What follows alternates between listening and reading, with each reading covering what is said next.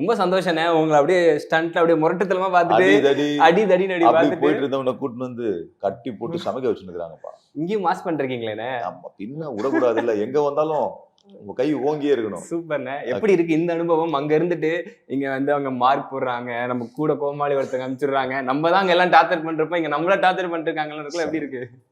நான் ஹோட்டல் வச்சிருக்கேன், சமையல் பத்தி தெரியும். ம், ம். என்ன மாதிரி இதுனாலும் அவனுக்கு டார்கெட் கிடையாது. சாப்பாடுக்கு டைமிங்க்கு வந்தவனும் ஒரு முன்ன பின்ன இருந்தா கஸ்டமர் அட்ஜஸ்ட் பண்ணிப்பான்.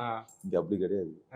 சாப்பாடு கரெக்டா கொடுக்கணும், காமெடியும் பண்ணணும். இவன் இருக்கானுங்க பாரு, டூப் குக்கு, டூப்பஸ்ட் குக்கு, எதுவுமே இன்னும் தரமாட்டாங்க. ஆனா இத போராட்டத்தை மீறி ஒரு ஃபுட்டு கொடுக்கும்போது அங்க இருந்து பட் சார் வாயில இருந்தும் ராம் சார் வாயில இருந்தும் ஒரு வார்த்தை வருது இல்ல, அடடட நீங்க ப்ரொஃபஷனல் கிடையாது, ஆனா ப்ரொஃபஷனல் மாதிரி கொண்டு வரீங்க.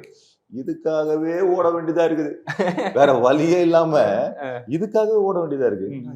இப்படி நம்மள பாராட்டுறாங்களே, வஞ்ச புகழ்ச்சியும் கிடையாது. ஏன்னாக்கா அட்லாஸ்ட் நமக்கு அந்த ஃபுட்டோட டேஸ்ட் தெரியும்ல, அதனால அவங்க கரெக்டா தான் சொல்றாங்க. தப்புனா தப்பு, கரெக்ட்னா கரெக்டுங்கிறாங்க.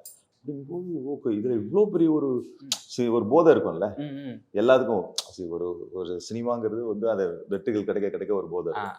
அது மாதிரி இதுவும் ஒரு போதையாச்சு. அடிக்கணும்டா, ஏன் இந்த ஃபுட்டு நம்மளும் பண்ண முடியாது அப்படிங்கிற மாதிரி ஒரு புதிய ஒரு உலகம். Enjoying and doing.